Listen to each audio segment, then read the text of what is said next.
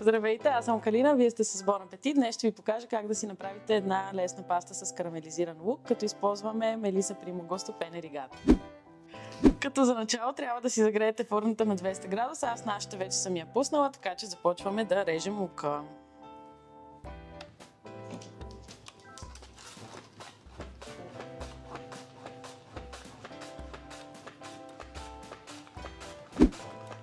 Сега към лука ще си добавим и скелитките чесън, които не е нужно да са много ситно нарязани, просто да са на някакви по-малки парченца. Към тях вече си добавяме и сушените домати и малко зехтина от сушените домати. Към лука, чесъна и сушените домати добавяме и червен пипер.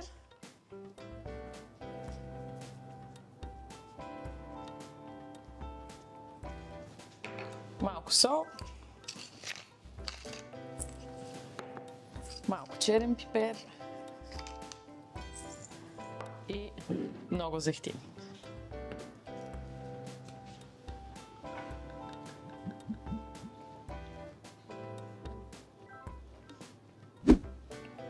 Сега цялото това нещо си го разбъркваме и го слагаме да се пече. След като вече сме си объркали всичко, слагаме да се пече за около 1 час на 200 градуса, докато не омекне всичко и не се карамелизира лука. Лука вече е почти готов, затова е време да си сварим пастата. Подсоляваме водата.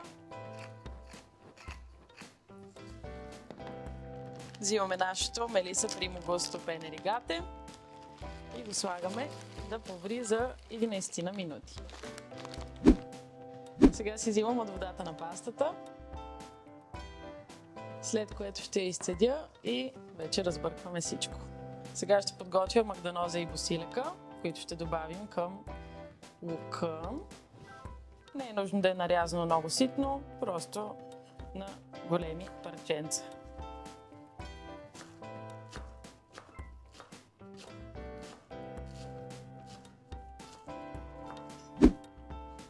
След като подправките са ни нарязани, си изкарваме лука и почваме да объркваме всичко.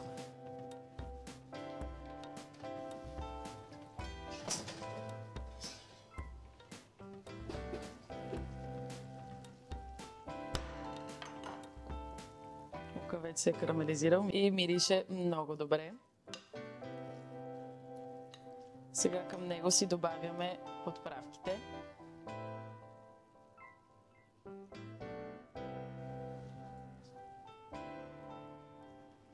Лимоновия сок,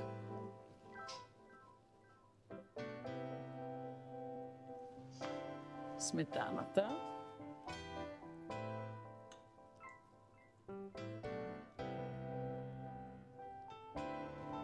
и водата, която взехме от пастата, за да може соса да ни залепне по-добре за самата паста.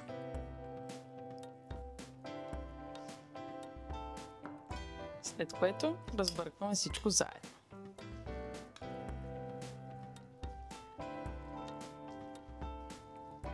След като сме си разбъркали всички съставки заедно с лука, поставяме лука и пастата в тенджерката и разбъркваме вече заедно преди сервиране.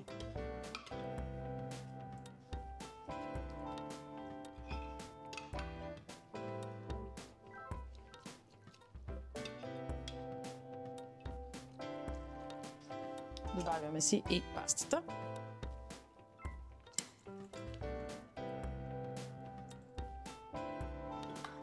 И разбъркваме вече всичко заедно.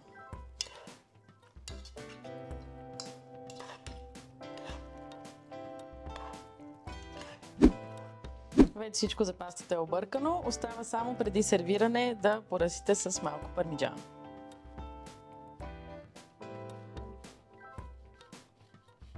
Накрая вече може да си гарнирате и с тръкче босилек.